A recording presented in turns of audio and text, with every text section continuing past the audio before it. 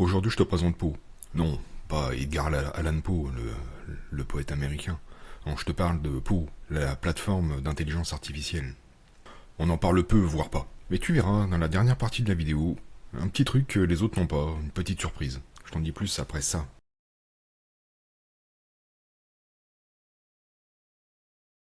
Alors tu vas dans ton navigateur préféré, et tu tapes Poe AI.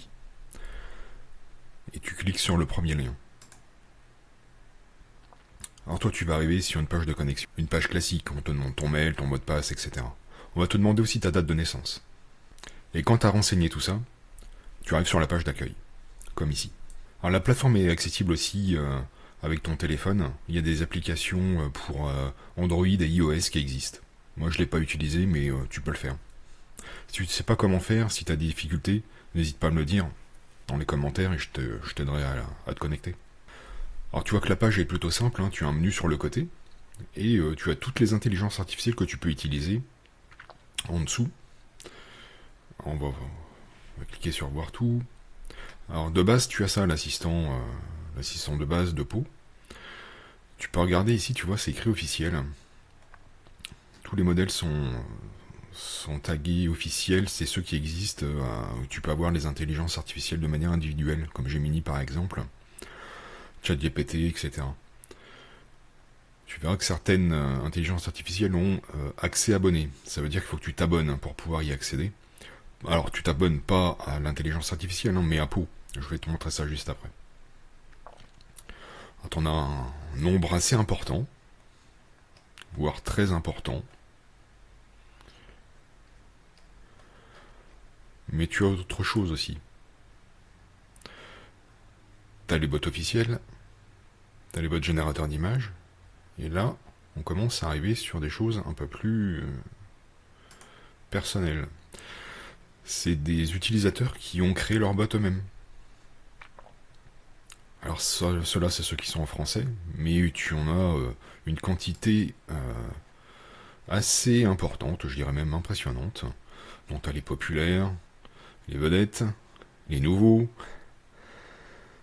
alors, les bots de traduction, les bots d'analyse de texte, les bots d'écriture créative, bots de jeu, utilitaire, amusant, programmation, esprit, conseil, apprentissage, jeu de rôle, professionnel, intelligence artificielle, loisirs. Tu vois, il y a de quoi faire. Donc je te parle de l'abonnement maintenant. Alors, tu as un abonnement annuel, ça te coûte pratiquement 230 € par an, ce qui revient à 19,17 € par mois. Ou tu as l'abonnement mensuel, presque 23 € par mois, ce qui fait un total de pratiquement 276 € par an. Voilà, bon, c'est à savoir. Donc comment ça marche? D'abord, tu choisis l'intelligence artificielle avec laquelle tu veux travailler. Alors, on va prendre des officiels. Alors, petite chose déjà, quand on choisit une, tu remarqueras qu'ici, tu as un certain nombre de points. Quand tu cliques sur détail, tu as un nombre de points au départ qui est recalculé tous les jours. Et tu as le nombre de points qu'un message, un prompt, une requête, tu appelles ça comme tu veux, le nombre de points que ça utilise.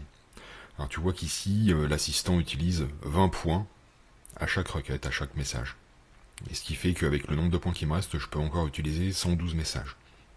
Chaque intelligence artificielle a son nombre de points. On va en prendre une autre pour voir.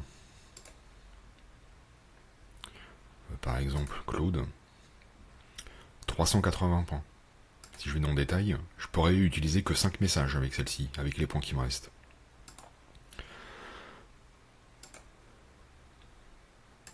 Moi, ce que je te conseille, c'est d'utiliser celle-ci, ce qui me semble être la moins chère et la plus performante pour ce que ça coûte. 15 points seulement. Alors on va utiliser ça pour l'instant. Comme dans toutes les intelligences artificielles, tu rédiges un prompt. Si tu sais pas ce que c'est, je te renvoie à ma vidéo que j'ai fait là-dessus pour faire un prompt de qualité entre guillemets. En tout cas un peu mieux que une simple question qu'on pose comme ça. Je te mettrai aussi le lien dans la description de la vidéo. Alors pour ici, j'ai écrit tu es un spécialiste de la politique américaine, tu commentes la politique américaine, dresse un bilan du gouvernement de Donald Trump, tu listeras ce qui était bon et ce qui était néfaste pour les Européens. Alors c'est un peu dans l'actualité, hein, puisque c'est bientôt les élections européennes. On va voir ce que ça donne. Alors, tu vois que c'est quand même assez rapide. Hein. C'est le modèle qui fait ça. Hein. Le GPT-4 au mini est quand même rapide. Hein. Ce qui n'enlève rien à sa qualité. Hein. Donc tu vois, bon, il a listé, hein, comme je demandais, les aspects positifs, les aspects négatifs. Et il a même fait une conclusion.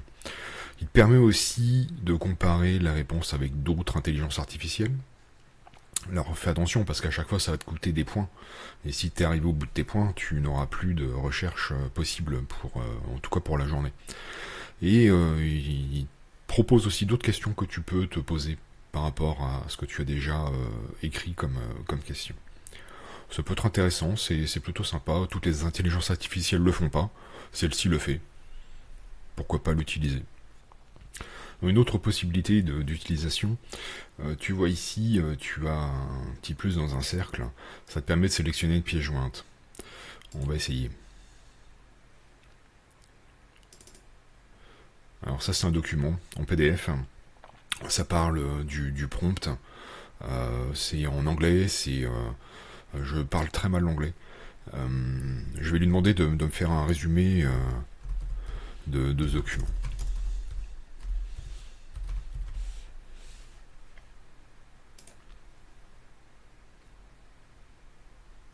Et voilà, encore une fois, rapide. Hein. Il nous présente le document. Effectivement, c'est bien ça. Il présente les modèles de langage. Il m'a fait même une petite conclusion. Très bien, voilà. Encore une utilisation possible de Pau. C'est plutôt sympa. Bon, tu l'auras compris, hein, rien d'extraordinaire à cette plateforme. Hein. Ça utilise l'intelligence artificielle comme on le fait ailleurs.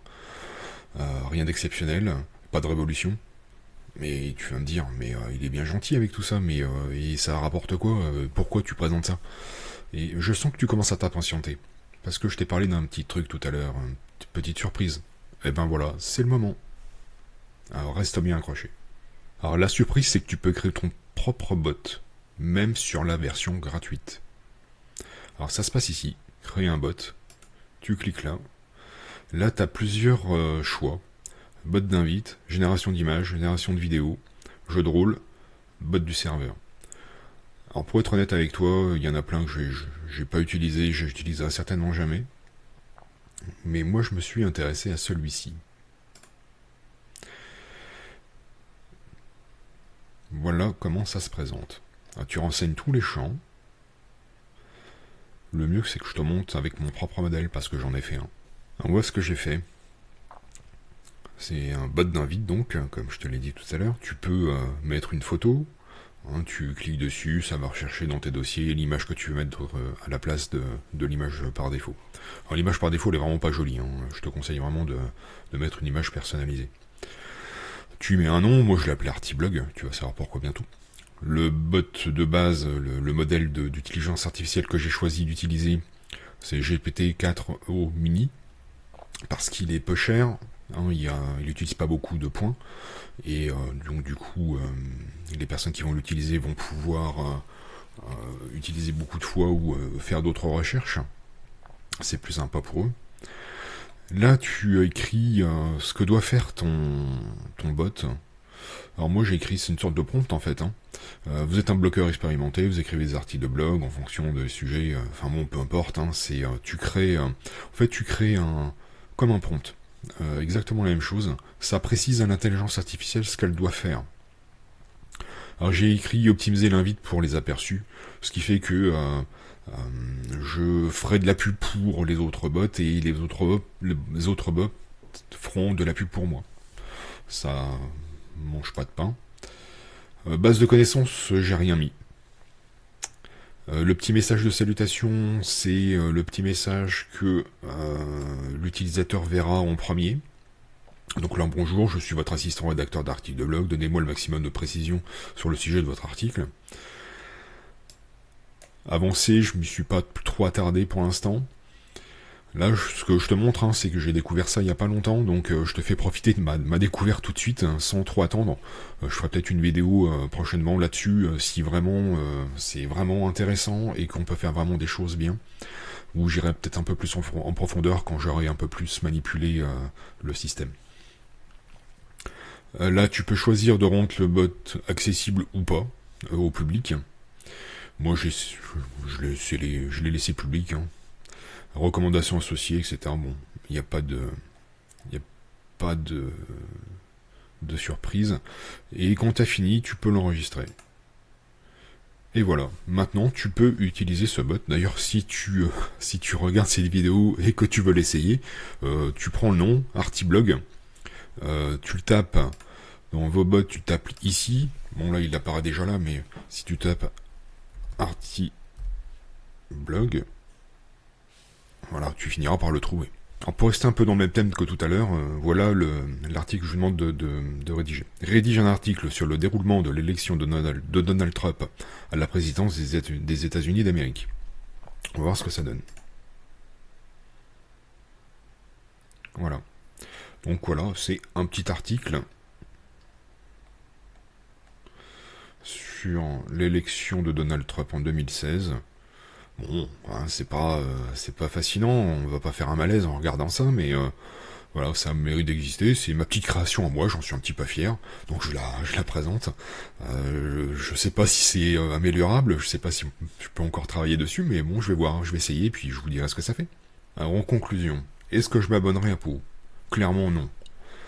Par contre, j'utiliserai certainement pour des bots si j'en ai besoin, des bots personnalisés. J'utiliserai en tout cas en attendant mieux. Je préfère de loin NoteDiamond. Hein, si tu n'as pas vu ma vidéo à ce sujet, je te mettrai le lien en descriptif. Mais bon, c'est quand même une petite plateforme intéressante, assez rapide. Si t'as pas trop le temps, que tu veux faire plusieurs choses en utilisant plusieurs intelligences artificielles et qu'en même temps tu vas vouloir utiliser un bot que tu as créé toi-même, pourquoi pas. Mais ça s'arrête là pour moi. Je te remercie de m'avoir suivi. Si t'es encore là, merci à toi, bravo. Si tu as aimé la vidéo, tu peux la liker. Si tu as des questions, les commentaires sont ouverts, ils sont là pour ça. Si tu penses revenir plus tard pour voir mes vidéos, tu peux t'abonner et cliquer sur la petite cloche pour ne pas louper les prochaines vidéos. En attendant, prends soin de toi. À bientôt pour de nouvelles vidéos.